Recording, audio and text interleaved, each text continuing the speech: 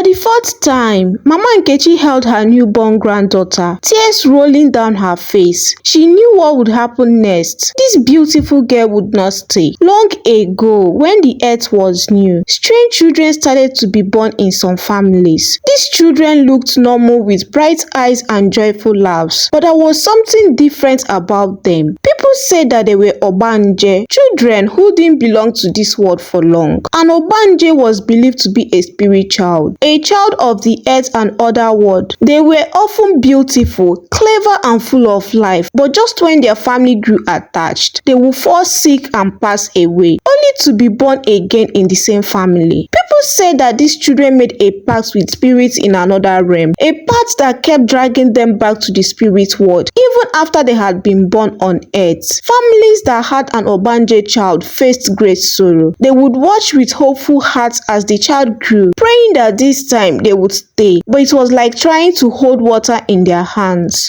In a quiet Nigerian village, people gathered to celebrate the birth of Nneoma, a sweet tiny girl with eyes that sparkled like stars. But behind their smiles, her family hid a heavy fear. Nneoma had been born before. 3 times she had come to them, and 3 times she had left before reaching her 7th birthday. Each time, her family grieved, wondering why she kept returning just to slip away. Everyone in the village knew the story of Nneoma. They said that she was a born-to-die child, a child cursed or marked, whose spirit could not stay in one place. Some believed her soul was weak, unable to survive the hardships of life. Others thought her spirit was restless, caught between 2 worlds, longing to stay, but forever being put back to where it came from. Mama Nkechi, her grandmother, was heartbroken each time she lost Nneoma. She loved her dearly, as much as any grandmother could, and each time she came back, Mama Nkechi welcomed her with hope, praying that this time Nneoma would be able to live. She sang her the sweetest lullabies, fed her nourishing foods, and held her close. But each time, just as Nneoma's laugh grew a little louder, she would fall ill, her life fading too quickly. A week before she passed for the 3rd time, she told her grandmother that she was going to die, but her grandmother rebuked it immediately. She cried and prayed every day for her to stay. On the day she died, she told her friends at the playground that it was time for her to go. Then she slumped and died. Heartbroken and crying, her grandmother insisted that they mark her palm with ashes before burying her. And they did. 1 year later, Nneoma was born again with the ashes mark on her palm. This time, Mama Nkechi was ready to do anything to keep her granddaughter. She couldn't bear to lose her again. She had heard about an ancient ritual that could help keep a child's spirit grounded. A ritual that had not been performed in decades. With a heart full of hope and desperation, she decided to ask the village elders for help. The elders were wise and respected keepers of the village's traditions and knowledge passed down through generations. They listened to Mama Nkechi's plea and sat in silence, thinking of what could be done. Finally, the oldest elder spoke, his voice deep and steady. "We will perform the ritual," he said, "but the whole village must come together. The ancestors must know we want Nneoma to stay, that we will protect her." The news spread quickly, and on the day of the ritual, the entire village gathered around Mama Nkechi's home. They brought sacred herbs and even water from a distant sacred river that was believed to carry the blessings of the ancestors. The air was thick with the scent of the herbs, and the sound of drum filled the night as the elders began the ritual. The villagers held hands and formed a circle around Nneoma and her family. Together, they sang ancient songs, their voice carrying a deep and sober plea to the ancestors. They asked for Nneoma's spirit to be allowed to stay, promising that she would be cared for,